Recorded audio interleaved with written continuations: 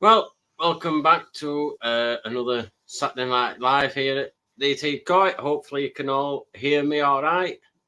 Fingers crossed, nothing goes wrong tonight. And I've got a live guest.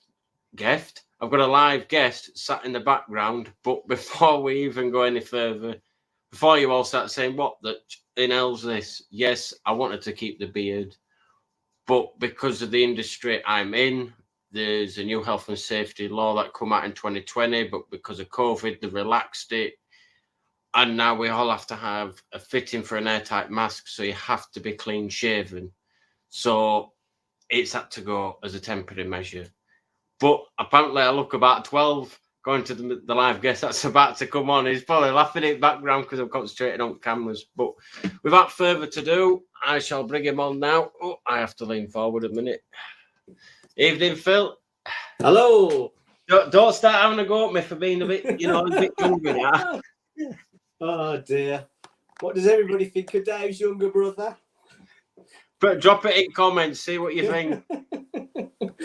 Oh dear. When I come onto the live stream, I sort of had to do a double take. I thought, oh crikey, I've logged into the wrong live stream here. But now there he is. Oh God! And then I've got Skeggy just putting a comment. You'll hit puberty soon. Jesus Christ! It's one of them. It has to be done. And then I received another Coy mug. Excellent. And it's nice to get you first out of the way. See, look, you've already got yours on the pot. Mm-hmm. Yeah, we'll just go through a few of the comments before we get on to the first thing. So we've got a yo from Aaron, and then me saying yo to him. The usual Skeggy entry with a boom. I can't even find somewhere decent to put on my mouse anymore. And then from Tony, we got good evening, Coysters. And then Busy B. Hi all. Hello, Busy. Paul, good evening. Hi, Busy. And then we go down to, because obviously you're all talking to yourselves, and we've got Budget Pond Keeper saying evening all. Oh dear. And Andy's Coy Puddle, evening all.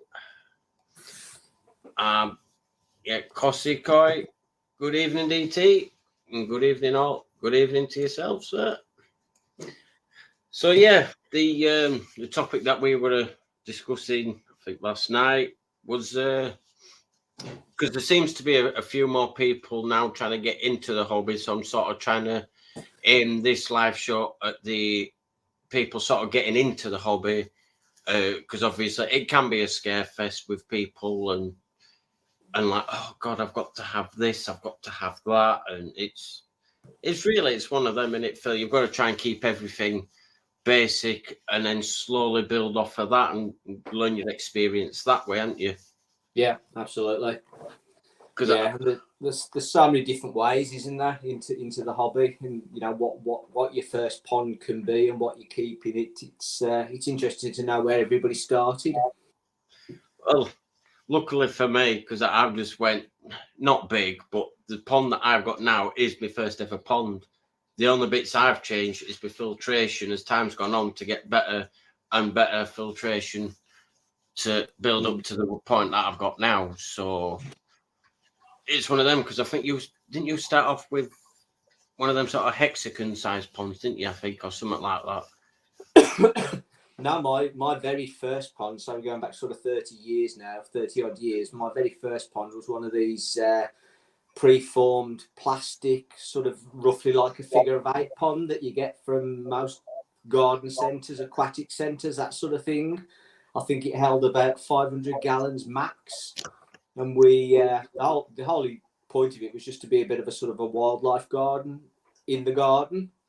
And, you know, it took a while. That was just a bog standard little black box filter, which did the job sort of thing. And while we had goldfish in there, it was great. You know, it was interesting. It was something to watch, something to look after.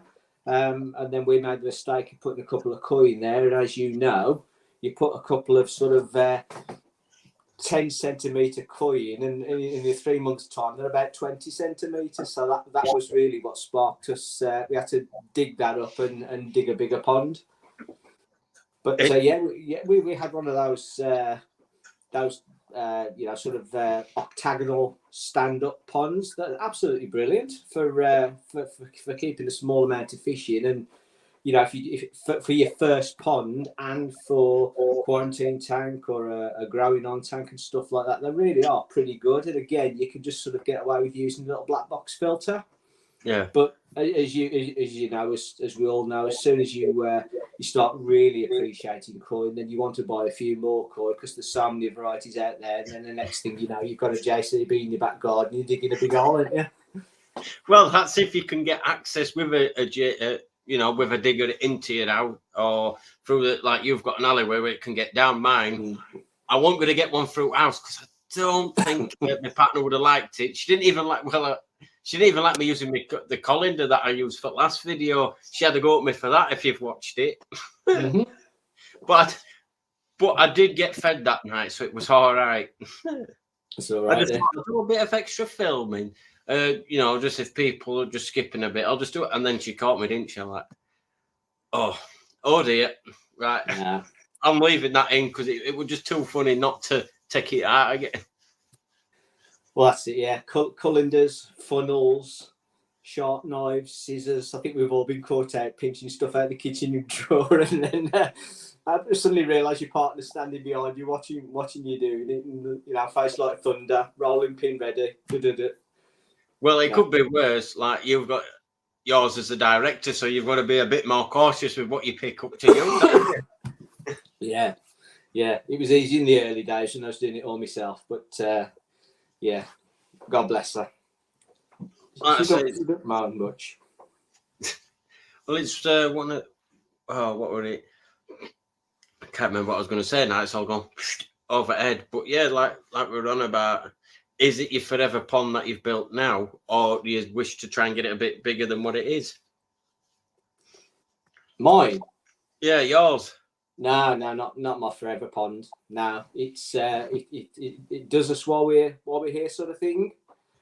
The conversation about moving house and stuff comes up every now and again, and I think being very sensible, as long as we live in this house, it will be the big pond. I have plans for perhaps more growing on or stuff happening up the side of the house this year, but I think we'd really need to move if we're going to have a bigger pond, because I've already got, it takes up a third of the garden anyway. These new housing estates, you only got a postage stamp garden, so I couldn't take any more up. Well, it's like now they just want to build houses here, there, and everywhere, and then the size of your garden, like you said, it's like a postage stamp. You ain't got really out to even try and think about putting a pond in, have you? No, we've been looking at fairly substantial priced houses, and you go out, and the houses are beautiful, and whatever you could want, and then you go outside and you suddenly realise the garden's that small. You're questioning whether you even get any sun on the grass because they're so built up and they're so close together. It's not good. So, as I say, I'm happy with mine at the minute. If we move house, then there may be something else on the cards. Well, to be fair, I think mine might be, I wouldn't say the forever pond, but unless I could actually, things come down in price that we were just on about, then it will be the forever pond unless things come down in price. It is what it is, isn't it? I can still add more koi to my pond if I want, but my koi dealer says, you might be able to have one or two more, and then that's it. Because it is one of them koi dealers. He doesn't just do it because he can sell koi all day. He wants to look after you as a consumer, and with him already been to my pond, he can just say, look, you've got that many koi in, you don't really want too much more. He really wanted me to stop at what I'm at now, but I said, well, if a few more come up, then I have to have them, don't I? And I'm sort of in the same as you now. I think I've sort of reached the limit of my pond, so I am intending to buy new fish this year, but I'm going to have to make room for them. So that some of the fish in the pond now will be looking for new homes at some point in the next few weeks. Because you can't just keep putting stuff in, or else the filtration's going to take a hit, isn't it? there is, and like you say, but with your drum, I'm sure you could adapt a few things, maybe make it clean a bit more. But then you sort of my point of view is then you're sort of staggering their growth, then, aren't you? Because there's more in it. Not personally, I don't think they're going to be able to grow as big. Yeah. And then you're risking more chances of them knocking each other or scales could be, and it's just more of a nightmare for yourself, isn't it? It is, because they're they get pretty big pretty quick. So yeah, there is definitely room in the pond, but to play safe, I'm going to get rid of a few while I'm bringing some new ones in. And then there was something that you wanted to talk about that we were on about last night, to do with treatments, wasn't it? Yeah, I think it's been a fairly interesting few weeks. There's been various videos gone out. I think people are, now the temperatures are starting to warm up and people's ponds are starting to get active again. The normal spring fevers hit and people are starting to get a few parasites and a bit of trick and a bit of costia and all that sort of thing. But I'm just really interested in the conversations that have been going on other lives when people started to talk about how they treat, what they treat, when they treat, that sort of thing. Because I think most people would agree who've been in the pond game for a long time that it feels like treatments these days are less effective than they used to be. And when you look at the contents of the packets and the percentages of the active ingredients, it does feel like they're getting less and less and less. So I'm not going to sit here and tell anybody not to follow the instructions on any packet of any any treatment to the actual letter, because that's, be sensible. That's what you should be doing.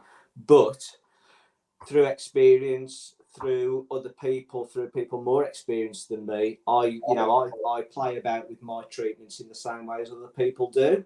And I think, more and more of us are having to go down that route to actually get them to work. The classic example is PP. So, a lot of people are scared of using PP. And yes, it is a very powerful thing. But it is, out in Japan, the two treatments Sorry, go on. That is just that we've got the twisted ones. All right. Well, here's a mind of knowledge and experience. How we doing, people? Phil, you're right. Do you think that is because people are too quick to jump and buy stuff like Alprex and dump it in the pond? I think yes, to a certain degree. I think the modern parasite treatments, the modern bacterial treatments, they're all very nice and shiny and packaged, and if you read the label, it feels like you put this in your pond and all your problems are solved. But that's what I mean. It seems like we've got to a point in the hobby where, because there is such a wide variety of treatments out there, a lot of people were actually seeing things on their fish, thinking it's something that is not, reaching straight for a chemical, chucking it in, and then end up ultimately making things worse for themselves in the long run. Yeah. Well, that's one thing. Is it more down to the cleaning regime of, like, when you use the PP in your pond, the more sort of debris and stuff that you've got in your filters, like you were on about, they just rather chuck the PP in rather than trying to clean your filters and trying to get, like mine, I don't have a retro drain or a bottom drain as of yet, so cleaning your pond out so it's as good as you're going to get, so you can try and keep your PP at that dosage for the 4 hours which they recommend. Yeah. Oh yeah, definitely. Yeah. But I was I'm actually sitting here and I've just been reading all the labels. I've got where are we? I've got Lernex, Alprex, Evolution Aqua, Aquaflavin. I've got NT Labs Aquaflavin, Kasuri Formalin and Malachite Green. It's a minefield. What you use. And you'll find the ratios on each box for each chemical is completely different. Yeah, and that's the same with chloramine T, Yep. Fluxol, PP, depending on which packet you go with. There we go. Exactly. Yeah. Well, Is he a coy dealer now? Mind blowing. Have you become a coy dealer, Phil? Yeah, sorry. Have you become a coy dealer with all that stuff in? No, I did need to restock because it's the start of the season. I like to keep a stock in, and obviously some things do go out of date, so I needed to replace a few things. But with all the conversations on all the lives recently and people saying how they're sort of dosing more than the recommendation, I just thought I'd have a real good look into what the active components are, what the percentages were, and it's amazing. You get two different brands, and one of them can be twice as potent as the other one, and yet it's telling you to put the same amount of stuff in your pond. So, surely one of them is going to be better than the other, and it's knowing which one's better. Kasuri PP. I mean, that tells you to keep it purple for something like 15 hours, if I remember rightly. Gobsmacked, absolutely gobsmacked. Yeah, 6.8 grams per 1,000 gallons. 14. I think I'm sure it says 12 to 14, something like that. I'll find it in a minute. Anyway, while you're trying to find that, I've got to address the elephant in the room. Have we really got DT online, or is that we gone back in time? Right. Simon Chase has said the same thing. Right. What's actually happened is I've had to shave everything off so it's all clean because now they've brought in a health and safety law into the industry that I work in. So you have to permanently wear a mask. So we're all getting at work on Monday. They're all getting a face fitting for the mask, and you have to be clean shaven so no dirty air can get in. So that's the purpose of it. I don't like this, and as I said to Phil earlier, I'll ask when she says you haven't, have you? You haven't. She's burst out crying because we've been together 11 years, and for 9 of them 11, I've always had some form of beard. And then after that, because 9 years out of 11, she thought she wasn't shagging a child. I don't normally swear in my life, but for fuck's sake, there's always you in it. Oh dear.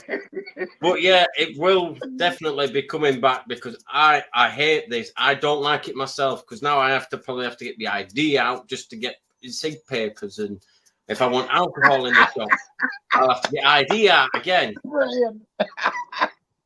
I think we all have the same problem. You speak for yourself, Rich. It's just one of those. Luckily, as soon as it's done and I've got my mask, then I'm hunky dory again because I hate this because I can't. I normally go like this or something like or it's so just they're not actually there. making you stay clean shaven permanently. Then it's just for this mask fitting that's never going to fit properly because you're going to regrow your beard. Well, it has to be obviously trimmed. I can't leave it where it's all like it used to be. I have to keep it trimmed to a certain extent, but it just means I have to use my air fed more if I don't keep my beard trimmed enough. Then I have to wear my air fed all the time because of the welding fumes. Apparently, they do cause lung cancers and stuff. That's why Health and Safety have clamped down on it and made a law to state that obviously you have to clean air or ventilation. So we've got to do both. Well, you got young kids to think about now, Dave. So what's more important, being around for the kids or having a beard and looking like Amish? Oh, well, you can't call me that anymore, can you? No, not at the moment. But if you're going to grow it back again, well, yeah, but it's going to be super trimmed. Just need the horse. Dog. It's going to be super trimmed and it's going to look nice rather than your version of what you think it is. I understand what you say. Anyway, shall we get back to what we was on? We were talking about medications and how much they differ from packet to packet. I mean, like Phil said, it is an absolute minefield out there, and you can understand and appreciate why someone new to the hobby, when all of a sudden they're being told you've got to use this and you've got to use that, and they're looking at one packet and they're looking at the other and they're going, well, which one do I read? Which one do I take notice of? You know, which one's going to do the job better than this? You know, and it's crazy. Whereas back in the old day, you had two choices: you had PP or you had malachite green and formalin, or malachite green and formaldehyde. Now you've got every type of Rex out there. Yeah, and so many different combinations. And just going back to the PP, yeah, the Kasuri one says keep it purple for 12 to 15 hours. I know. That is just beyond me. It really is. I would still go for me fall. And when you see things like that, though, Phil, you can understand how mistakes are made. Oh, absolutely. When you look at Koi Fish Johnny, when you've got things like that on the packet, it's easily done. And these are companies that have been in the hobby for so long now. You would have thought they would have had it ironed out by now and all be singing from the same sort of hymn sheet. Yeah. But that's where I think forums like this, lives like this, YouTube videos like this, where people can put out their stories, their mistakes, as you've just said, Koi Fish Johnny, put out what they do. You know, it helps people with less experience in the hobby. The only thing you have to be really, really, really careful of is the same as I said right at the beginning. You know, I would never say to anybody, don't do what it says on the label, because I don't want. Because I do what I do, I don't want anybody copying that, killing their fish, and then say, well, Phil said, because every pond, you know, you can only do what works for you, and it's got to be trial and error. So PP, for example, PP's my go-to a lot of the times, if I'm really honest. I mean, touch wood, don't suffer with a lot. So, but I 4 hours max is what I do with the pond. Definitely. And if I think it, but I'm not afraid to do it 2 days running, 3 days running. No.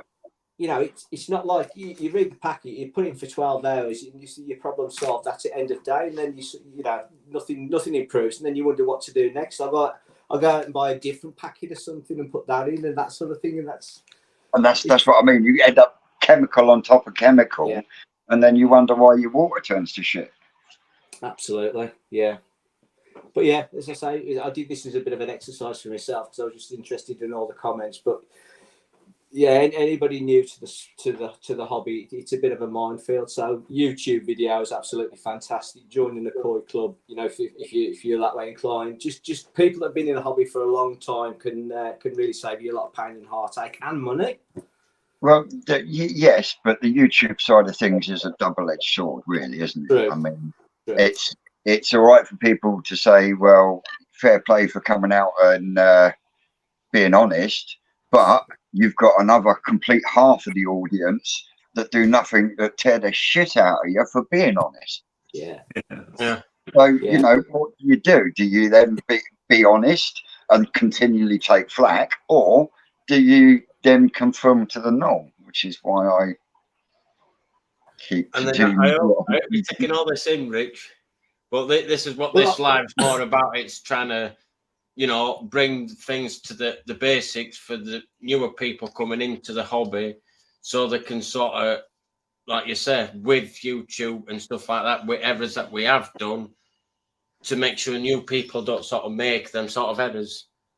No, totally. I'm listening. And actually, the last week that I've had, and in fact, I was contemplating not even putting a video out this weekend, but the last week has been pretty shit for me because I'm a total beginner. Fortunately, I got a great guy who lives quite locally to me. I think Phil knows him, Phil Walker, who has legend.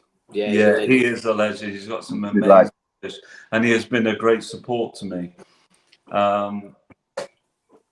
I had a bit of an issue last weekend where I had a fish which looked totally great one day, and then the next day it was sort of floating around, and then the next minute it was up on its feet as such and looked perfectly fine. And then the next minute it was drifting around.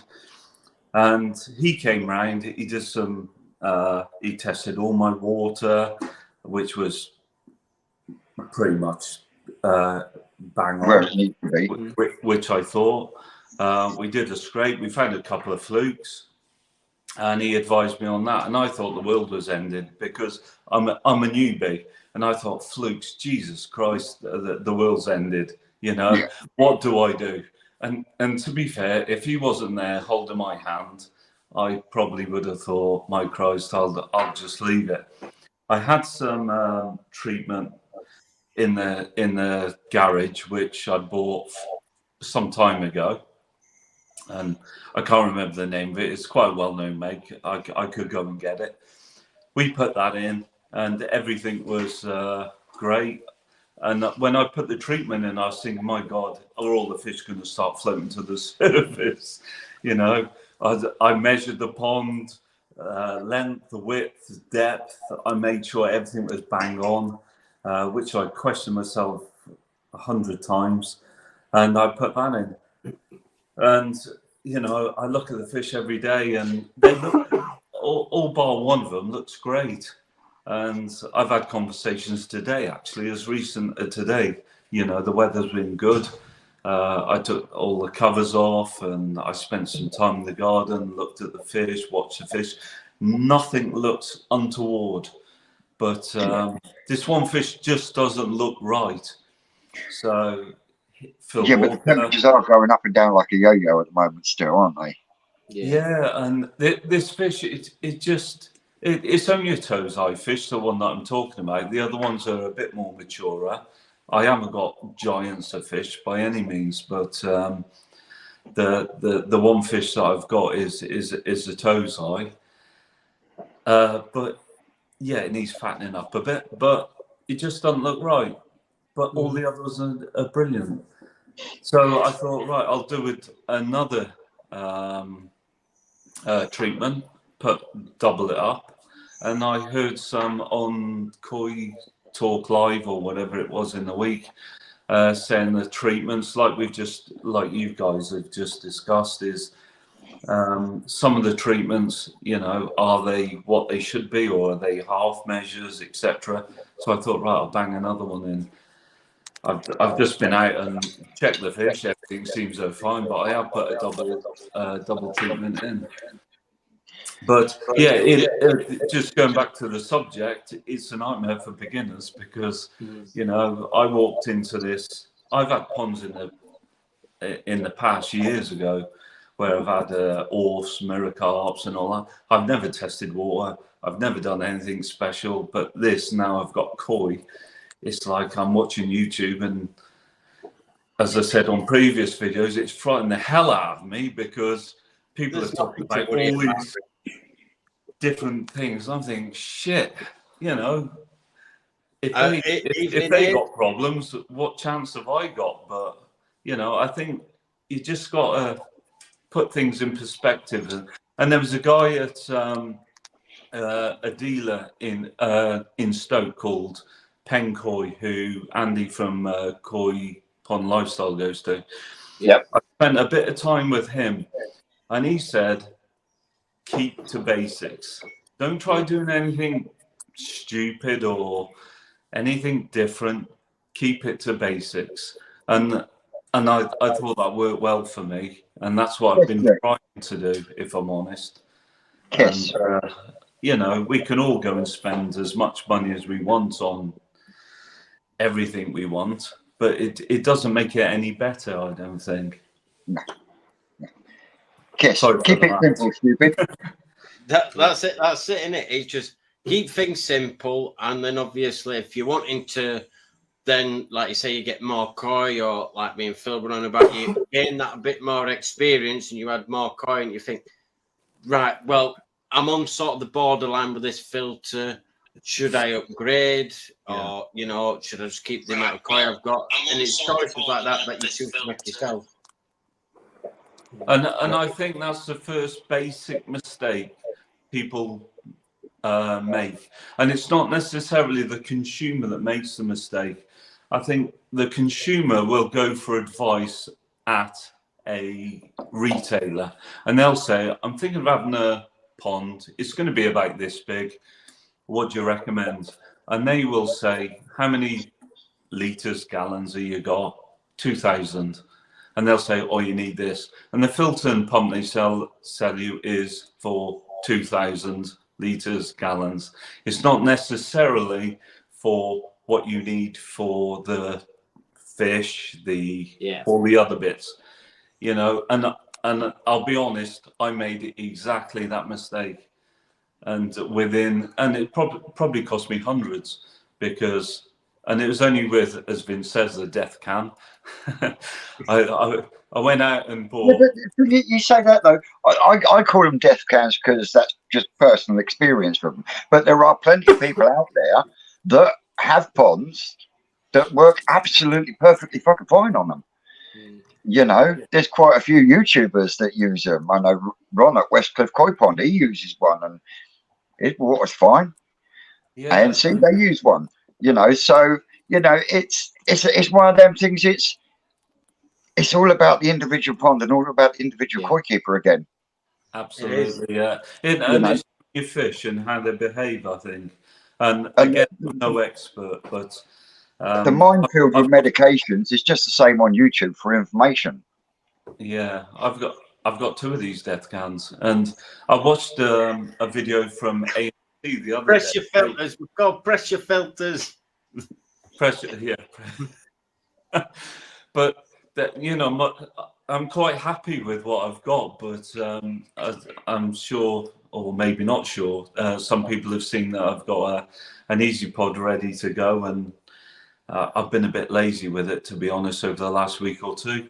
I will upgrade to that and switch one of them off, but while that's going, I'll leave one of them running. But are you going to gravity feed it or pump feed it? It'll be gravity fed, yeah. Which is a bit of a pain because it's got to be above the level that I've got of the pond. But and evening aid, how are we? Yeah. If you want to hear a horror story, an ongoing horror story, let Aid tell you his story of what he's going through at the minute. Come on, Aid. Come on. You know, I've redone my pond. Me and Phil done it a couple of months ago now, something like that. And I'm still having big issues. I've lost about 12 fish in the last 6 weeks. No way. Yeah, I've still got the same problem. I've had to call 4 again tonight with fin rots and everything. So I've got 8 left in there now. I ain't got a mark on them. But I know come tomorrow morning or Tuesday morning, somebody's going to be on it. Wow, so you're having a similar issue to David Black Country Koi, aren't you? Basically, yeah. I've tried, we've tried everything. I've PP'd it 3 times. I've nuked it to death. Is it Phil's fault? No. Straight away. No, it wasn't me. So we don't know if we got bacteria on the fish or it's still in the pond. But as in a guess now, it's on the fish and it's passing it fish to fish. I'm convinced it is. Yeah, because you kept some of the fish back, didn't you, in a pool? Yeah, Phil's grow-on tank. Yeah. So I mean, you've got a brand new pond now. Other than new pond syndrome on the filters, you know, there shouldn't be anything bacterial-wise in there. Not after you've had it fiberglassed and whatnot. The only thing I don't do is PP the Nexus, but it was like while now media running in there for how long? About a month, 6 weeks. It was void. Yeah, it was void of water. It wasn't in use for over a month there. Yeah, so by rights, it should have dried out completely, and then everything Yeah. would have died in it anyway. Yeah. So, with you going through that one, I would say then it's come across with the fish then. Yeah. Even the ones I had off Phil, I've got one left of them. And I bought some koi the other week. Then we went and bought 4 koi the other week. I've got one of them left. Oh man, I'm fucking devastated for you, Age. You know what? I'm at the point now. Do I carry on, Yeah, I can or imagine. just what I've got left in the pond is cull 'em and bleach the hell out the pond, or PP the pond till it's whatever. I just don't know what to do no more, to be fair and honest with you. It's quite disheartening, I would imagine. You know, as I said last weekend when I seen this fish, it was one morning I'd wake up and lift the covers and I thought, hang on, that's dead. And then I put the net in to get it out and off it went. Yeah, and then get home at night and it's up and it's lively. Next morning, same again. And I think, Jesus, you know, it is disheartening because you take it for granted that everything's going to be okay. And yeah, you know what, Ada, I sympathise with you, I really do. And like it's harsh to say, but like Simon Shears have just put nuke the pond and start again. Mm-hmm. Yeah, But that's what you're going to do, isn't it, Aid? That's what I think. I think that's what I've got to do. But what do I do? Nuke it with PP, or do I just go and get a load of bleach and bleach it all out? I would, if it were personally, then I would say do everything you can to start afresh, whichever way, because PP in that water might still be in that water, if you get where I'm coming from. But Vince might know a bit more than me about that. I would go for the bleach solution, and I run bleach through the system for a good 4 or 5 days. You've got a good strong bleach solution. I had to do the same when I had the KHV around 9-10 years ago. You know, scrubbing the fucking pond down, rinsing it out, scrubbing it down again, doing everything with bleach. You know, and it's devastating, absolutely devastating. And then Tony just put, sorry, but I think the pond was. I ain't got fluke because I scraped it all, because I've done 6 fluke treatments and that, and I put 3 lots of PP in it, and it's still happening. So it ain't parasites now, because the amount of PP I've put in there, I've over-ascribed on the PP, to be fair and honest with you. Oh yeah, definitely. Overnight they're pine coning, aren't they, Aid? And then one fish will die. The fish that were fine while that fish was poorly, one of the other fish then all of a sudden overnight pine cones up, and you know it's just literally like it's going from fish to fish to fish. Fish to fish to fish. We're like I think Busy Pete come up in the comments. You could find it. It's in the blood. Yeah, I reckon it's in the blood. Yeah, it's probably been absorbed in, and you know the new pond syndrome has just brought it out in a vengeance, and this is why you're having your issues. And then Busy Bee just put swimming pool. But all the parameters are right. The like ammonia and all this, the pH and KH, them all spot on. Yeah, they haven't fluctuated and nothing. But that's the problem with bacteria, that unless you can give it to someone like Paula Reynolds for her to then sort of tell you what it is, other than giving it to somebody like her, there's no other tests that I'm aware of that does exist in the koi hobby to test for bacteria in your pond. No, it's just disheartening. I spoke to Phil this afternoon, didn't I? I spoke to Phil this afternoon, didn't I? Like, where do I go from here and that? It's like I'll keep throwing money at it after money at it. Yeah.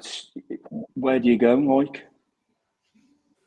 Yeah, it is. I mean, the before you built your pond, you were having problems with the fish, and you know the bacterial problems with the fish.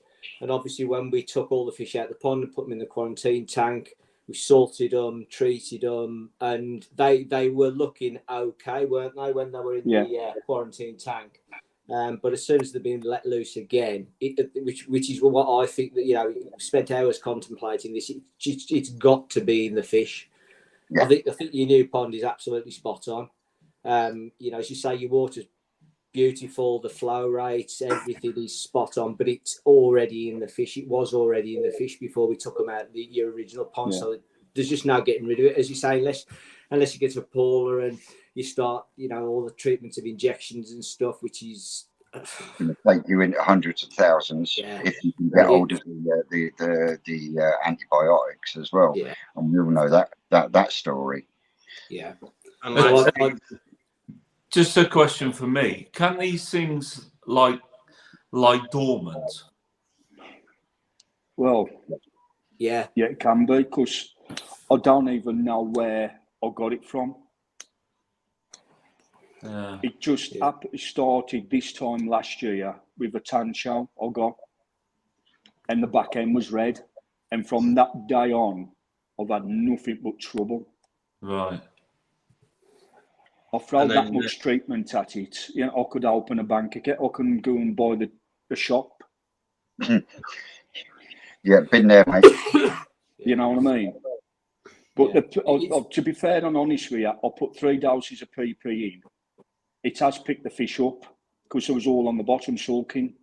Mm-hmm. But since I put the PP in, they seem a bit more lively. But I've got the bad ones out tonight. Yeah, I mean, the pictures you sent across to me earlier today, they were pretty bloody awful, to be honest with you. The amount of and that was a day, 2 days ago. Yeah. Yeah, just go back to Richard's question there about whether fish carry stuff. Most fish will carry a certain level of bacteria and parasites permanently. It's just on them in their slime coat, and it will be it's some sort of stress event that then triggers off multiplication. And you can treat 10 fish the same, and 9 of them will be fine and 1 won't. But putting them in a new pond, taking them out of the small pond, that could have been it.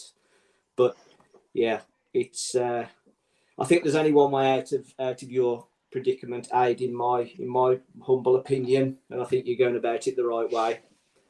Nuke the pond, and that's it. Yeah. Tony says, if it were the fish, why were they all okay in quarantine? You didn't have them all in quarantine at the same time, now, did you? Yeah, I had them all in quarantine. Yeah. There was, but don't forget, I think it was a combination, probably, if they were on 0.6 milligrams or grams of salt, or 6% salt. It was packed with salt. So very heavily salted at the time.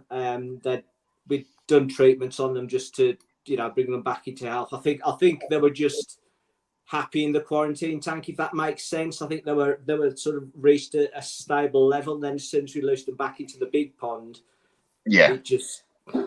That was the stress event. And then Busy Bee then put, if it's a blood bacteria infection, it can lay dormant and stress will make it surface. Yeah.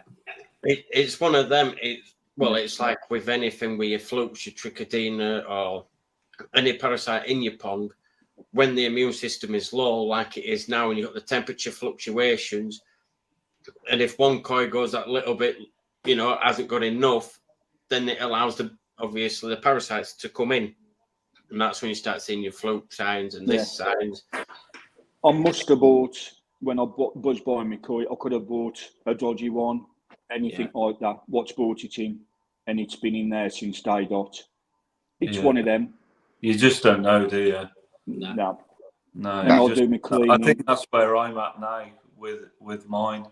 I haven't introduced a fish since last, I'm going to say end of August, September.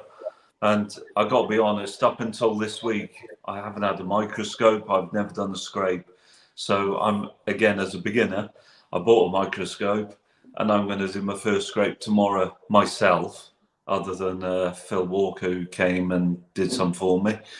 And again, for a beginner, that's a daunting exercise, how hard you scrape them and all them kind of things. But that's one thing I would say as a beginner is you know, wherever you get your koi from, just think if you only get 4 koi rather than 5 or 6 and get a microscope as well, it can be a £56 microscope, as long as you can then learn how to use it and pick up parasites, because there's plenty of YouTube videos out there that shows you what sort of parasites look at, then you're saving yourself a bigger problem when you haven't got a microscope, like you say, Rick, and then you start panicking. Well, what do I do? If you've got the microscope, then it allows you to then obviously scrape your fish, and then you can just basically, right, well, I've got flukes, for example. I need to go out and buy a fluke treatment to solve that. And it's a bit more less stress than trying to not have a microscope and you're just second guessing yourself all the time. Yeah, it is. But based on levels, the first stress is getting a microscope, and the second stress is how the hell do you do it? You know? So, and then the third stress is what am I looking for? But, you know, if you've got somebody to guide you through that process, it's great, and which I have had. But a lot of people maybe don't, but and what you're looking for. But you're right, yeah, YouTube is a great thing for understanding what things look like, providing the microscope is capable of picking them up. Any microscope will pick it up, because I've got a cheap one. Any microscope will pick it up, basically. Particularly flukes, yeah. But yeah. I think this conversation that we're having at the minute, that the other thing that we need to just throw onto the table, because I think this underlines it for me, that the need for a separate quarantine tank. Yes. Now, I appreciate that not everybody can have one or afford one or has the room for them. But if you do have the room, I would never dream of putting a fish in my main pond now that I haven't quarantined. I don't care where it's come from.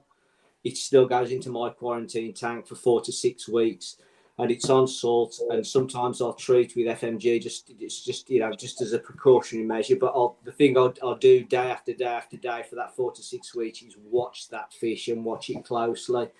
And it's not till I'm 100% happy with it. And this is experience. This is because I went to a koi dealer, bought a really nice fancy fish, which I paid a lot of money for, put it in my pond. And the next thing I know, I'm going through an age syndrome with fish dropping left, right, and centre.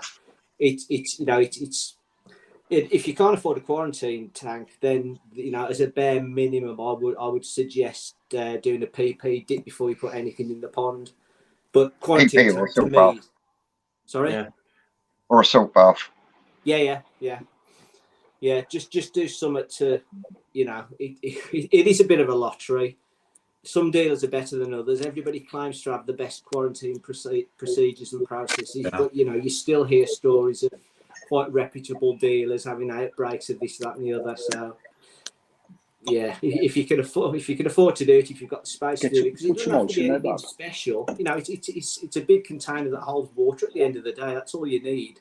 But definitely set yourself up a little quarantine tank.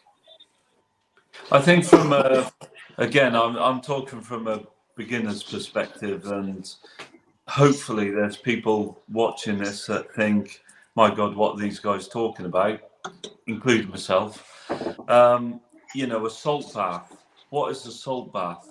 Okay, we understand there's a tub of water with salt in it, but then again, what salt is it? What levels of salt is it? We take for granted that people understand that everyone understands a salt bath. I've recently got to understand what that is. So, and I understand there's limitations to it where you got to make sure that the fish. I ain't advertising. You ain't sharing either, you tight bugger. Do you want some? It has to be like PFC or PDC salt. You can't use your general table salt. Yeah, I understand that. And many people probably won't. That's the point I'm trying to make. How much water?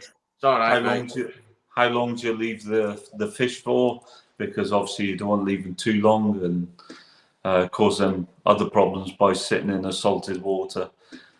So it's from a beginner's point of view, and I go back to my days on YouTube where I started watching Phil and Andy from Koi Pond Lifestyle and Vince and all those guys.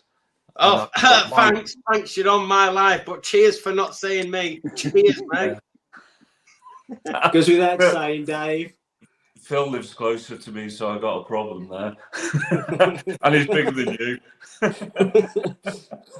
But no, seriously, it's I talk from a beginner's point of view. You know, all these things are relative and very important, but we all talk about them. Well, not me, but people talk about them as if it's a matter of fact, and everybody knows. But yeah, it's actually, if you don't get it right, it can actually be a bigger problem than actually the problem you're trying to treat.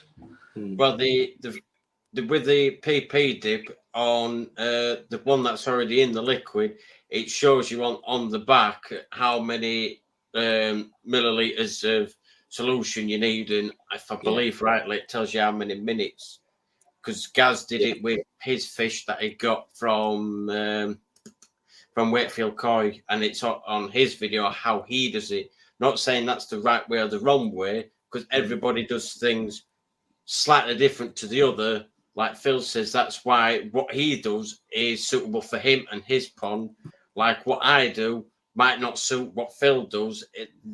So then basically you don't copy what we do, but you can get along the similar lines of what we do, but don't copy the same, if that makes sense. Yeah, you're just looking for advice, aren't you, at the end of the day? Because what I found is that when I first started looking at YouTube, you tend to find a core of people that you start to trust. You know, they make sense in your opinion. Obviously, it goes without saying that DT Koi was one of the first people I watched. Yeah, me too. Yeah, absolutely. but you know, I mean, Vince has dropped off now, but Vince has been doing the, you know, the knowledge and experience he's got is absolutely amazing. But I will give this person a shout out, and I don't want to go into his head, but one of the people that I really do respect in this game because of his length of his length of service sort of thing, and his breadth of experience is Daz Shelton.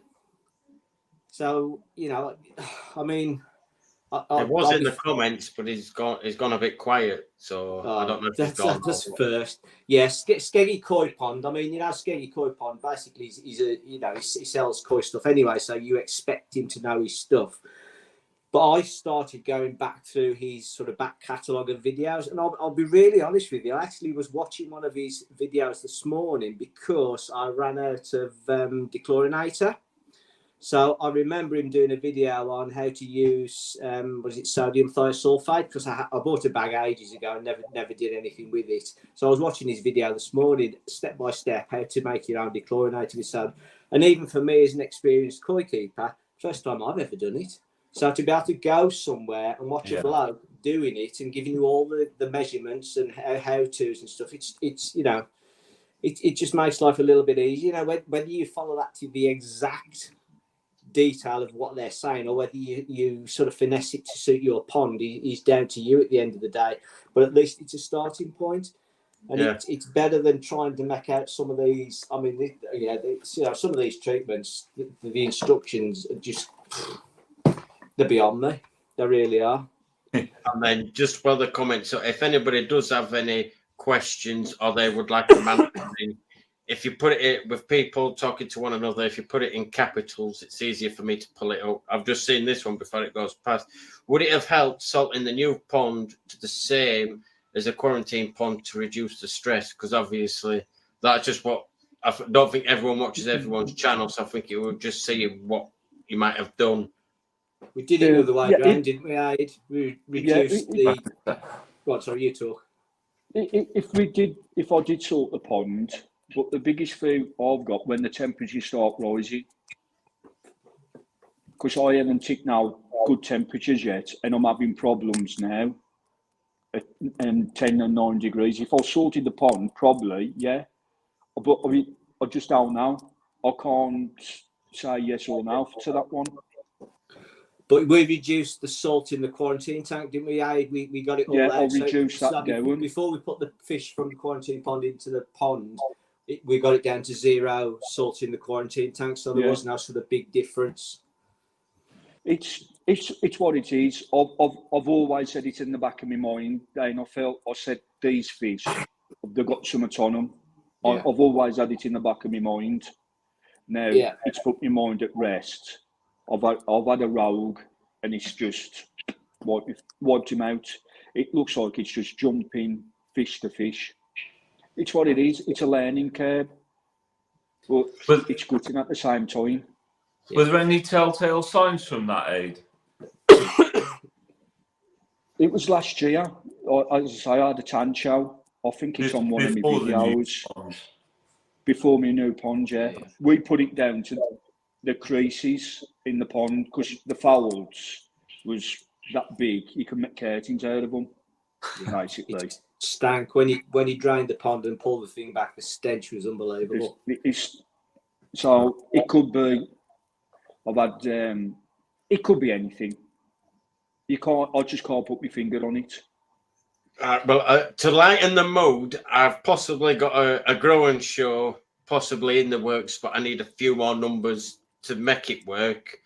But it probably won't be happening for about another month. So if I just play this little video, and in between us three and people in the comments, even if you're not going to be involved, which one would you pick out of these and why? Hang on.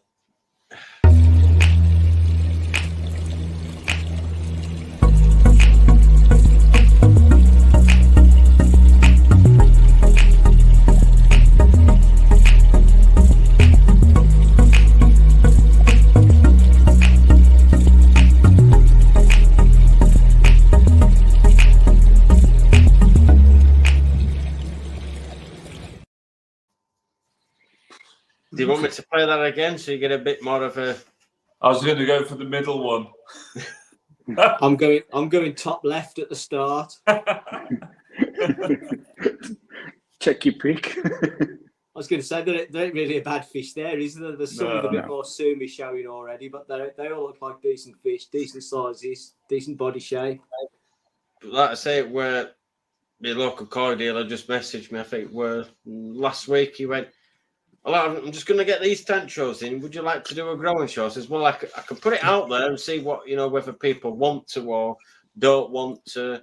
I've got one that's interested. I'm like, well, I don't think one and me is going to work for a growing show because it is two fish ain't really going to work, is it really? But I know there is a lot of growing shows happening at the minute, and I know not everyone can participate, but if it does help, he can deliver the fish via one of the companies, which would be an extra fee on top of that. But I could do it as like on my live, and we could go through each fish. And it's just trying to see if I can get at least 10 people involved with it to make it worthwhile to do a growing show for him rather than me, if you know what I mean. I know not everyone can do it, but I just thought I'd try and lighten the mood a little bit rather than we're always like, oh. Then everyone's like, oh no, I'm gonna leave the live and I'm gonna be worse than worse. When you said you were gonna lighten the mood, you had some strippers coming on, but Rich, no, come on, we're not.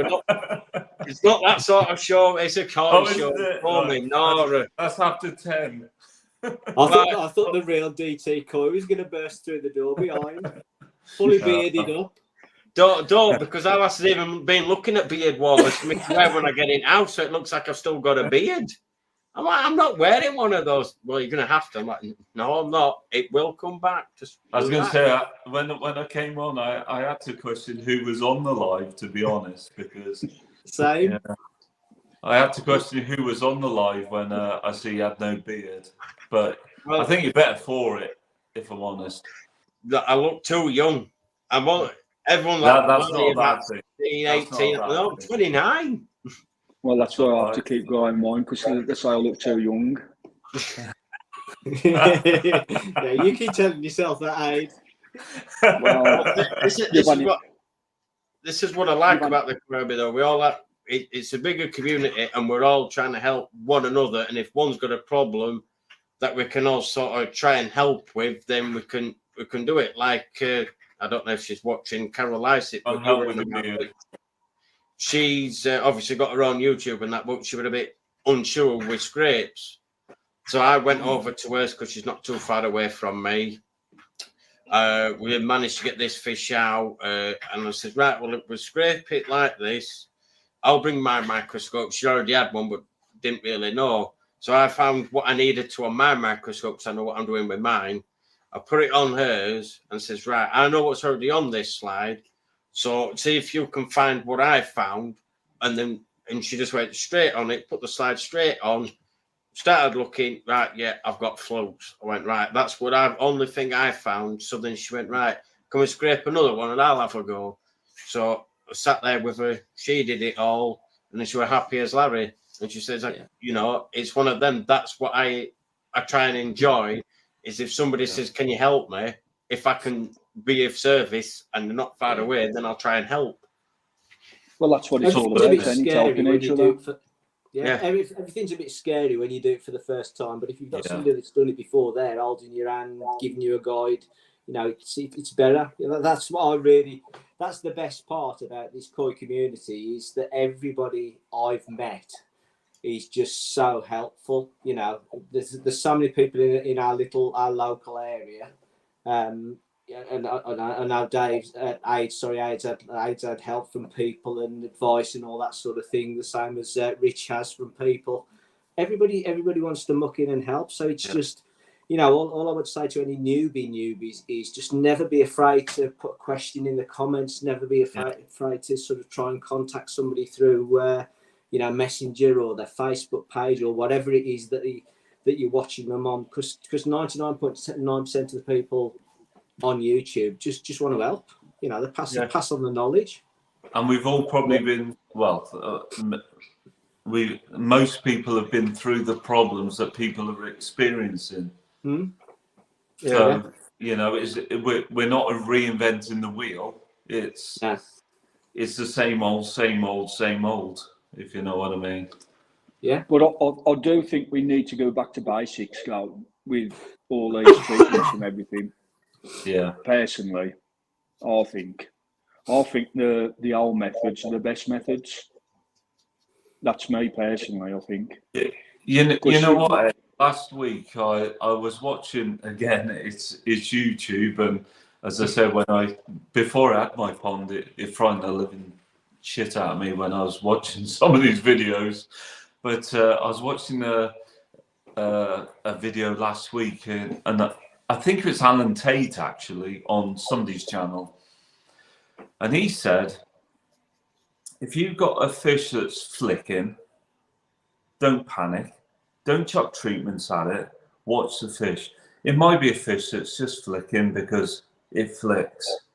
It might just be a one-off, it might do it every other 2 or 3 days, but it doesn't necessarily mean you've got a problem. But I think most people will see a fish flick and think, oh my God, I've got a problem here, and chuck a load of treatments in. I probably would, if I'm honest, as a beginner. And I took some heart from that. Yeah. It's one of them. It was some, with me doing these lives, I've had one or two that don't like to be, what is the word now? I can't think of the word, but like koi sort of technicians, but they're not, if that makes sense.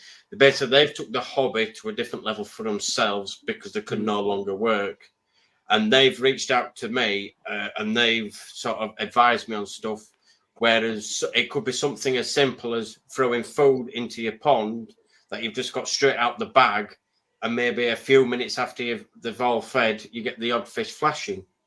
And that's not necessarily, it's because sometimes, not, you know, it might be a different reason, but sometimes because that dust, when you've thrown it straight in, has irritated them and they're just trying to flick it off, flash it off. And that's what I was told. You know, everyone's got their own views on stuff, but that's what somebody told me. And I was thinking, maybe that's why I used to have the odd fish do it now and again.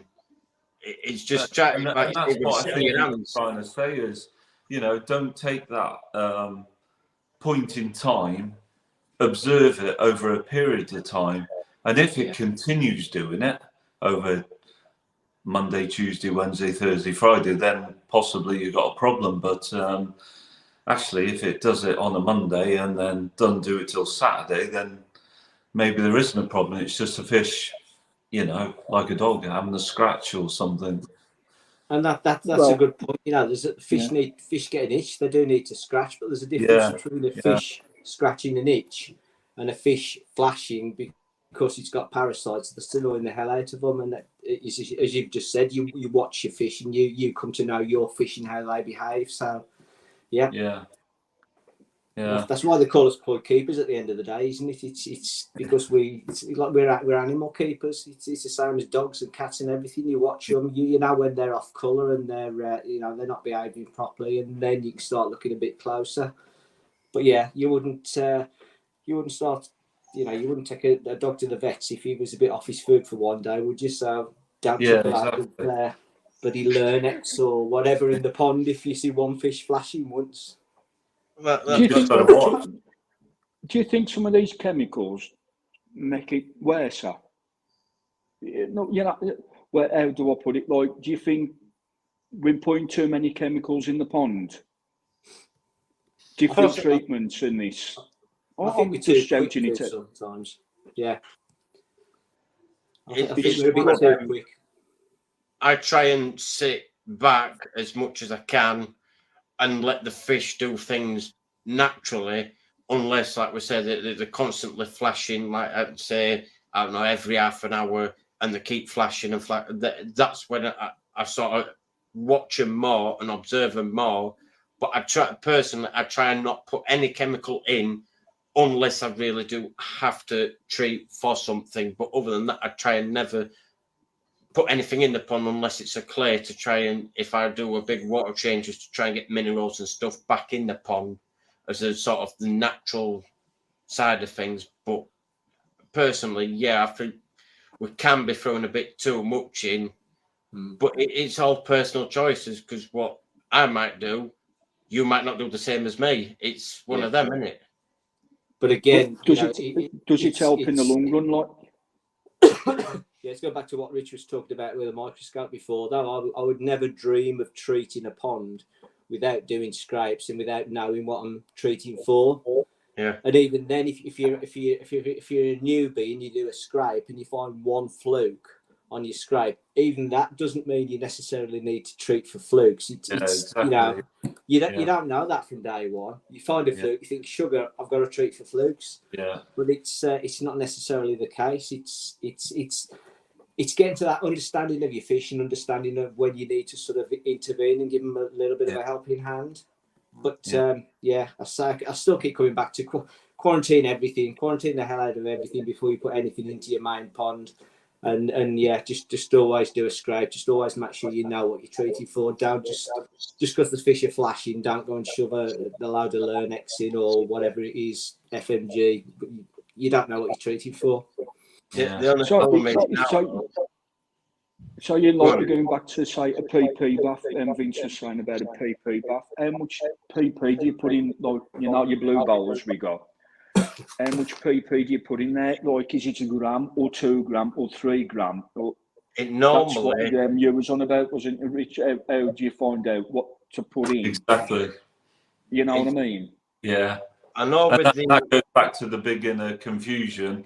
We do a salt bath, we do a PP bath, but what is a bath? How much water? How much?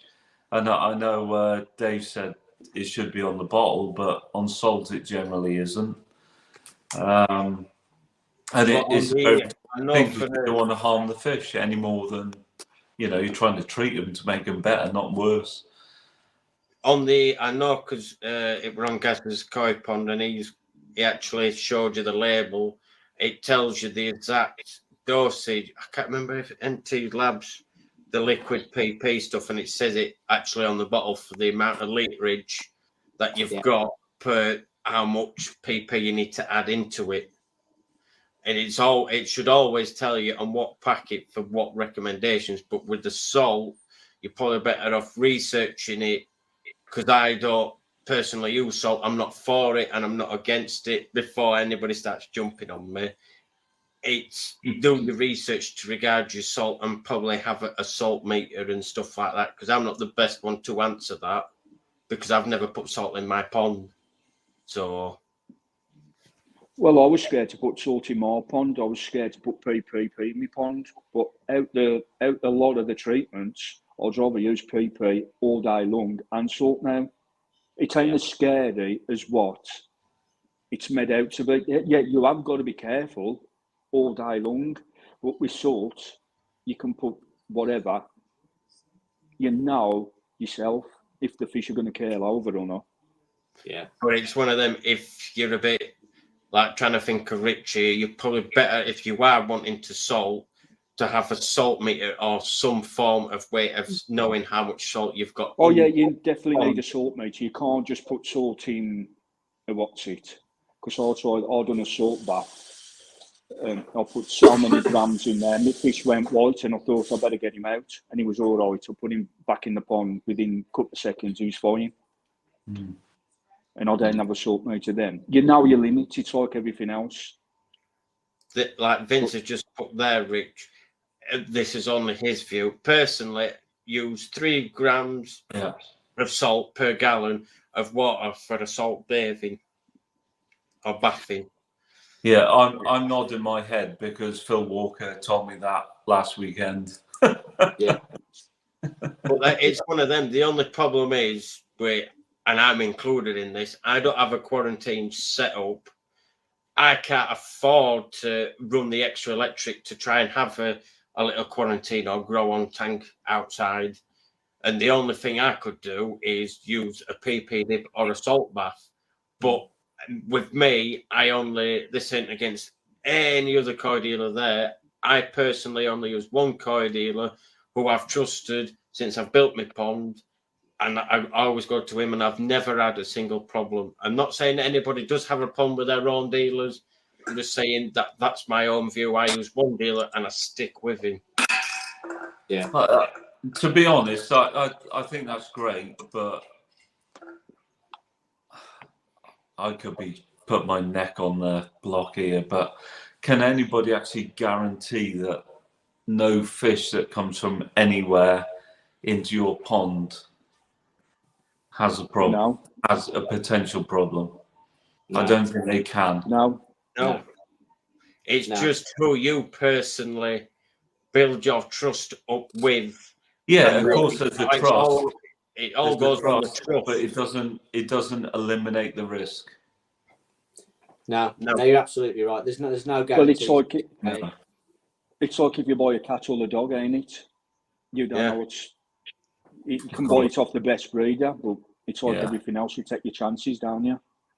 Like Skeggy just put there, no one can give that guarantee, which nobody can. It's just all down to who you can trust and whether you know, if you do have a problem, will they help you?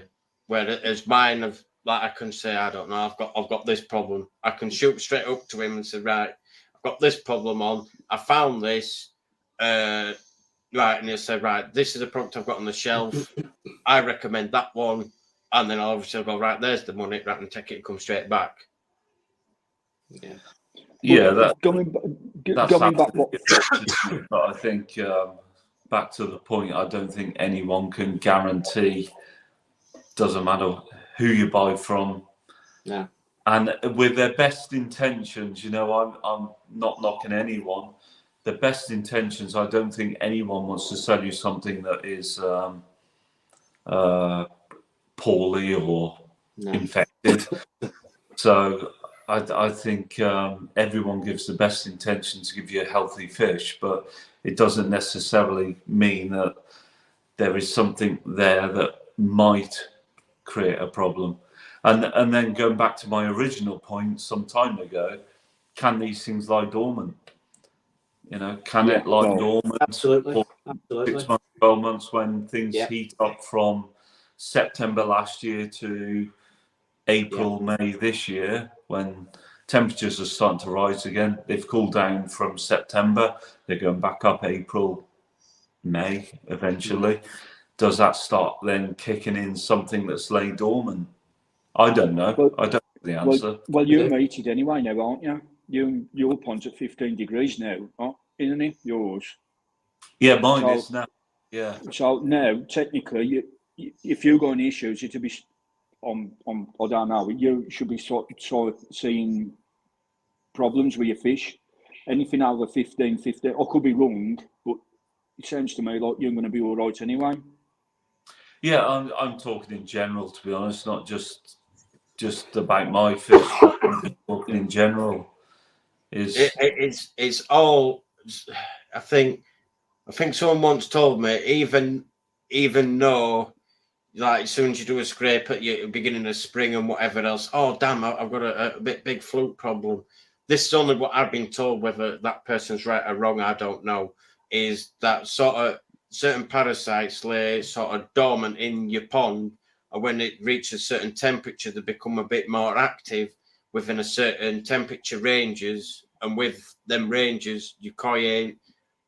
Their obviously immune system isn't up to fighting it as quick, and that's when you sort of see certain signs. Or when the temperature's a bit higher up, then them signs come out quicker. If they obviously throw the immune system in as well.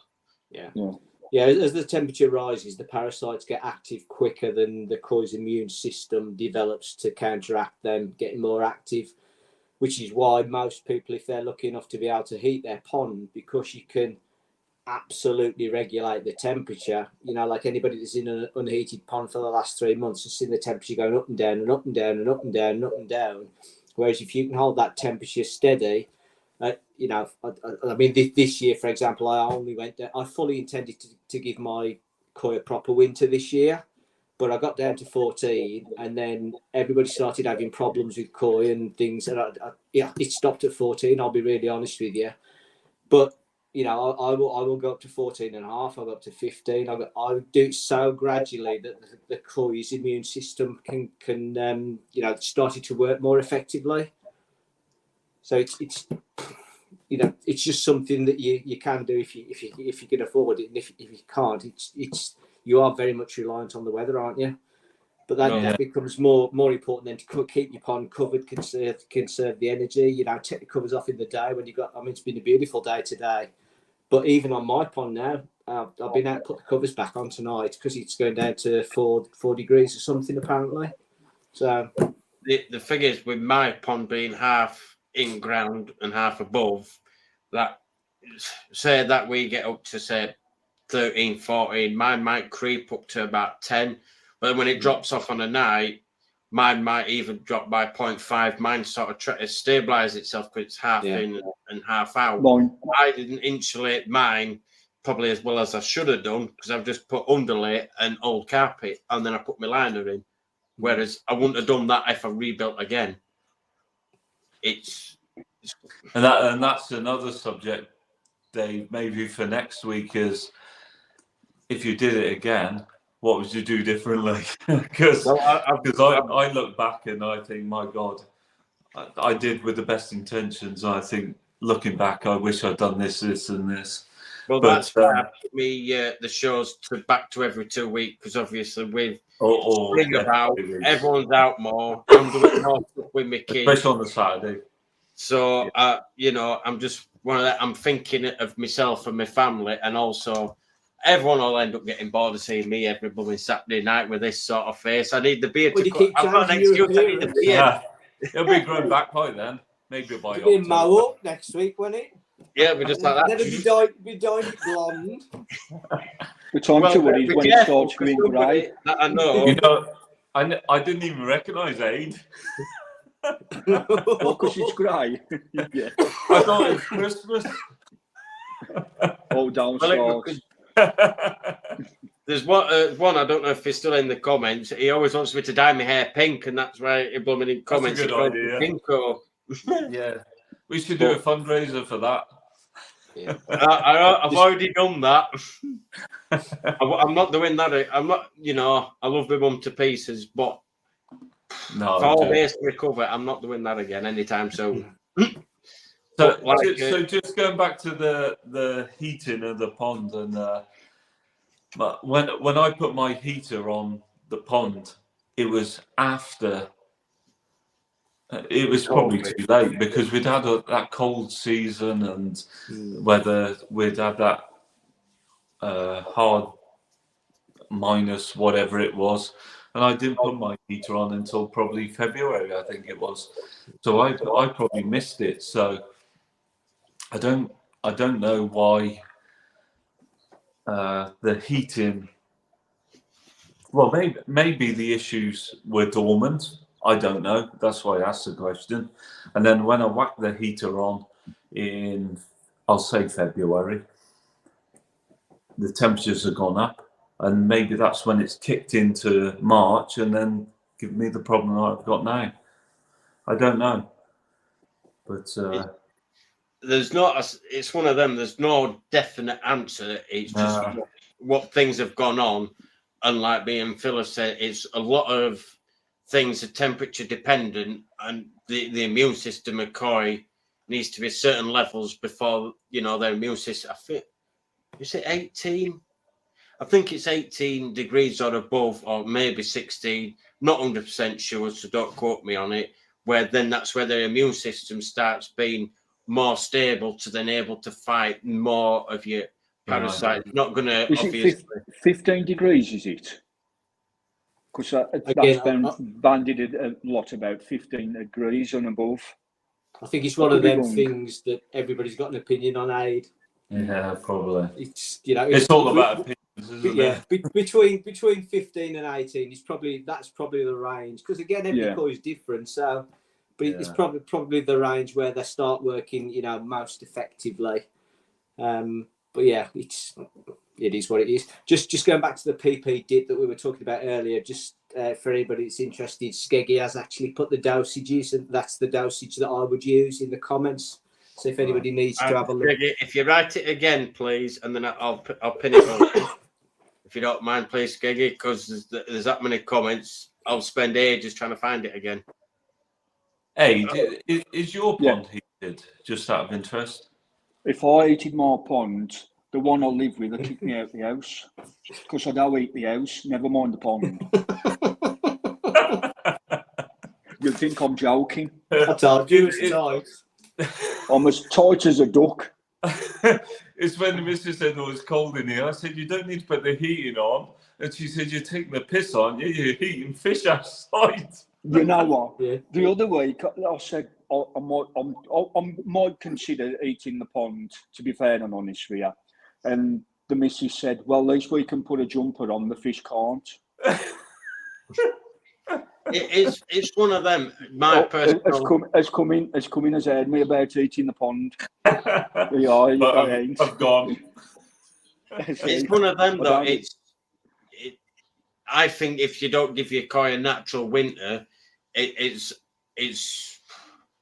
one of them. They need the winter, so then what they've put in the 5 to 6 months of growth, it then allows them then for their colours to stretch and their body to naturally grow.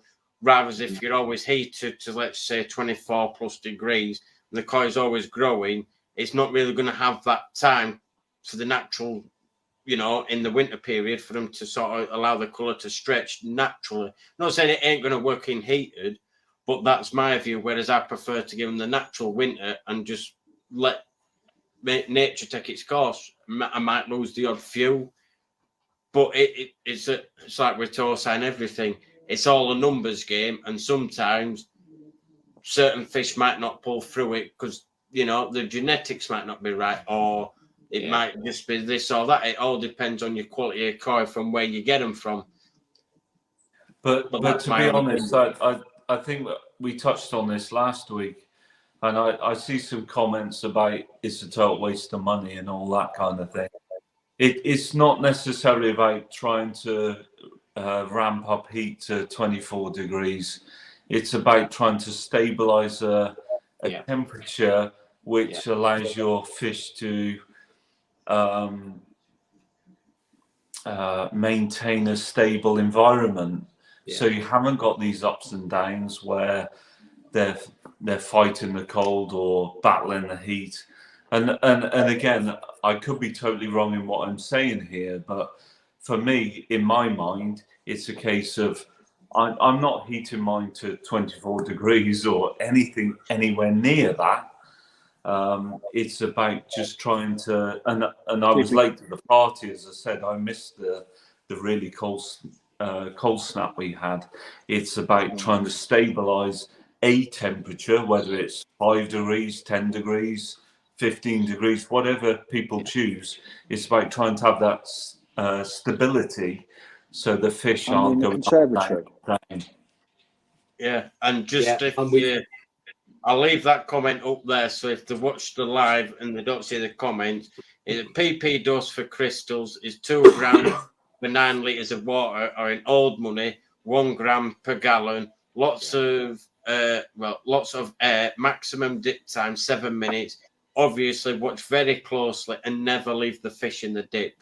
Which, if it's me and I haven't done a PP dip, but when I've PP'd the pond, even when it's been 11 degrees, I've sat outside for the full 4 hours and just watched them. As soon as I've seen a few fish start gasping, I've always got the HP, hydrogen peroxide, the correct measurement to throw straight in the pond to neutralize it, to lower the PP dose. So then you're sort of neutralizing it. Yeah. So then your fish ain't struggling, sort of thing. That's one thing I would say is if you do your PP, your ponds, always have hydrogen peroxide on hand. So if the koi are struggling and you see your own koi struggling, that you've got it to hand to throw straight in. Yeah, definitely. You know, when you're saying I'm the koi struggling, because I'll PP mine 3 days on the trot and they've all been on the bottom, just sulking on the bottom. Well, I've had one or two of mine when I did it last summer, not summer before. But mine were different. Two of mine were gasping for air. So that's when I personally think, right, well, my koi are struggling now. I'm going to throw the hydrogen peroxide in. But this is like what Phil said and like what Al said. You all know your own koi, and when you personally see them struggling or their attitude's different to normal, then that's when you start going a bit, right, I need to do something. Yeah, normally it's all right, they'll come up gasping, or they'll start floating and fold, sort of floating on the top sideways. That's the normal indicator. Wow. As I say, I'll put mine, done it 3 times on the trot, and I've pushed the boundaries with the PP. I've gone over the recommended dose on the package. Yeah. I've really pushed it. I couldn't even see on the bottom of the pond. No, I think we can safely guarantee you ain't got flukes or Costia or trick or anything. No, if I've got Costia fluke in there, I'll run round the street with nothing on. Oh, God. And then that's sodium thiosulfate is a lot less corrosive than hydrogen peroxide. Yeah. Dechlorinate, it does the same thing, but as Simon says, it's less corrosive. So which one's that? I missed that one. Sodium thiosulfate. If you use that to make your own dechlorinator, that's just as effective. There it is. So there you go from Simon Shears. Sodium thiosulfate is a lot less corrosive than hydrogen peroxide. Yeah. So is that better then? By the sounds of it. Or is it one of them again? Or is it? Yeah. It's one of them. I suppose it's like it's a matter of your own opinion and your own summary of it. Because Skeggy's just put sodium thiosulfate bracket dechlorinator will neutralize it, but doesn't add oxygen and doesn't bleach the water. Whereas if put in another comment further up, hydrogen peroxide adds oxygen to the water. Oh, where is it now? Hydrogen peroxide adds oxygen to the water and bleaches the purple/brown colour. Yeah. So there's Skeggy's answered it. There's the difference between the two, in his opinion, because I don't know. No, I don't know. I thought I'll just use the one. Yeah, the hydrogen peroxide. I've only ever used HP, to be honest with you. I know sodium thiosulfate is supposed to do the same thing, but yeah, I've only used HP. And while we're here, guys, I normally end the show around here, but if anybody does have any questions they want to ask the panel or ask me, then do drop them in the comments, because like I say, it's been a bit of a different life. We've sort of gone one subject to the other, back to the other, but this is what it's about. You know, we're all learning from one another here. And then, right. I was going to say, don't ask the panel. We were going to ask them. Well, maybe you. This is the thing, Rich. We're all sort of learning from one another, and we're all at different levels of koi keeping. Like Vince has done it for so many years. I've got to be honest. I don't know whether I should take this as an insult, but my mum and dad obviously know that I've started doing what I'm doing, and they bought me this book. I've got that.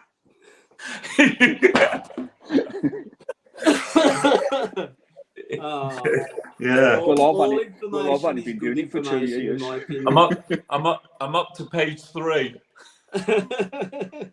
Well, it's like what Gaz's koi pond's got now. I think Vince is doing a giveaway, or he has done. The GKP referred to as the Koi Bible, where it's just got koi written on the front. That's apparently got lots of information in, which I'm going to have to look into. If I don't win it, then I'll have to look into it. So I think it's only £25 or £30, something around that mark. It might be cheaper. And then, like Seba's pond up there, if you use sodium thiosulfate, normally that one, to dechlorinate your water, then PP won't last 4 hours. If I'm on the subject of books, hang on a second. Do you know what? He's not going to get his Jack and John book out, is he? Yeah. There's Peter and Jane. That book cost me about £3 off Amazon, I think it was. It must have cost them more to post it. And when West Brom koi, question for Phil: when you fetching that Goshki? As soon as I've earned enough brownie points at home, I think I've got a bit more decorating to do first. No, you've got to it was something special. It really was. No, you've got to put a conservatory up first. Yeah. Got to what? Sorry. You've got to put a conservatory up first. Oh God, don't! I ain't watching this. Jesus. And for the use of ST to remove chlorine, Phil, take a glass of PKND water and add a couple of PP crystals. It won't go purple and will instantly brown. Yeah. Good test for active ST. Yeah. My God, sometimes skig it. You know what? That's just gone. Pshum. Yeah. It on board. Me too. You know what I mean? He just said if you take a glass of pond water and put a couple of PP crystals in, it won't go purple instantly. It won't go purple. Will go instantly brown. So it's a good test basically to see whether if you're using sodium thiosulfate as a dechlorinator, it just lets you know before you put the PP in whether it's gonna hamper it or not. There you go. I'm glad you could. I do that on a Saturday night round town, but I'm not sure. And then I think that's a question to Skeggy that on. Would you need to clear the ST from your pond before adding the PP, which you sort of answered anyway? And then Carl, what have you missed, Carlos? You've missed the full show near enough, because we normally run about an hour. We've had strippers and everything on it. Absolutely. Dancing bears, all sorts of stuff. Egg ran down the street naked. Yeah. Oh man, what is wrong with you, Rich? Why you always have to go the one extra mile, don't you? You know, I don't know. Discuss fish love. Simon Shears. Discuss fish love sodium thiosulfate with a magnifying glass face and bleaching. Not for me, he says. but I gather with the bleaching, it probably it might mean the PP with the koi. Because when we were on about the bleaching, what we was on about, Simon, if you just caught the back end of that, was with Aid possibly may lose all his fish that he's got, and he didn't know whether it were best to PP the pond or whether, and then Vince and a few others have said to basically bleach it all and start again. So it's like a new pond. Hopefully that answers it. And then Koi Karma, we're on about the koi book you've got, Rich. Got one on Amazon for £12.50, Dave. Unless he's on about the koi for dummies. I don't know. It's one I of think the it's other. a koi for dummies, I think. Yeah. I know. I can tell you one though. What a dummy on the book. It does say $13.99, but I'll do it for like £7. I just bought the koi book second hand for £6 in excellent condition. That one. Yeah. That's pretty cheap because I think they're a lot more than that. Hardback. Honestly, I didn't know what I was buying, to be honest, but it was like about £6 with delivery. Yeah. Thank you very much, Cozzy. A great show tonight, DT. Very informative. And Not from us. No. Doom and gloom from us tonight. Well, we sort Tune of in next week. Yeah, tune in next week for the follow up. we sort of have been discussing this time. It's just we're basically with Aid coming on, and obviously Phil knows what's been going on with Aid and trying to get a few things. If the questions do come up, please put them in capital so I can jump on them as quick as I can. Yeah, I'll put a we few have in been now. talking about fish. Thank you very much. Hit the like and subscribe, guys. And I've seen the comments further up. Please do so. And then, Scrag, question. What is the best way to test pipe work and a bottom drain before filling the trench back up with soil? Thanks in advance. Pressure test it. But how would you, just in case it doesn't know, how would you go about pressure testing it? You can buy or you can rent. I think you can rent from a lot of places. Basically, put a balloon in one end to seal the pipe work, and put a balloon in the other end. But the balloon in one end, if you like, it's a big rubber balloon that's got like a foot pump in there, or a pressure pump, and you basically just pump pressure into the pipe, and then it sits there for a couple of minutes, and as long as you're not losing any pressure, it's sealed. Yeah, to be honest, if you've I didn't do it with mine. I've not done it with a lot of ponds, to be honest with you. It's if you put enough glue on your bottom drain or whatever it is that you're testing, you know, if it's not sealed, it'll leak.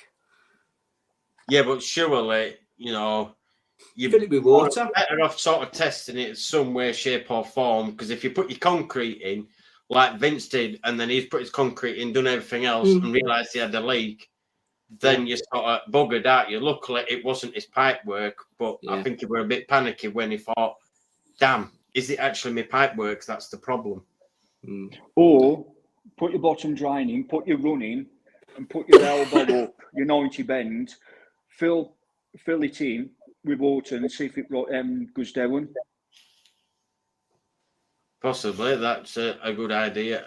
I haven't got a bottom drain, but I'm hoping to have a retro. I know that's not the same thing, but I'm hoping to try and do it because I thought about one when I built the original pond. When I built my pond, I thought about it, and then I was trying to look at everything, how much it would cost for blocks, this and that, and I just went, you know, the way of just putting a pump in, pump it out, go through the filter, and basically turn straight in. So, Craig, I'll tell you what, I'll come round one of the nights and have a look for you before you fill it in. You're money down the road from me, if you're listening. There you go. That's good. And then if we've got any more, great night, guys, from Andy at Koi Puddle. I've got your mug and I've done the shot for it. Just I've got my new mug and I've run out. Cheers to GKP for my mug. Ditto Andy as well. Your mug will be on my next video. Thank you. And then Just fill it with water, Dave, and leave it for 24 hours, like you said. So yeah, and I It's the think easy way and the cheapest way, ain't it? And then Scraggs just replied, I fill it with water, and the water came out of the air pipe dough. It don't matter about the air pipe. I don't know, because I haven't. You can put a bung in that air pipe. Yeah. In the bottom drying. Put a bung in it. Yeah. Or just connect a pipe and just make sure it's higher than the level of the water. There you go, because it's pointless asking me about a bottom drain because I don't have one. So yeah, like I said, I think that'll be the show's coming to a close. So if you don't mind, guys, if you hit the thumbs up, and like I said, like, share, and subscribe. And on that note, guys, keep calm, keep coy, and I'll see you on the next live in 2 weeks' time. Catch you later. I'll speak to you in the week, Phil, or whenever. You will. Cheers, guys. Bye. Everyone.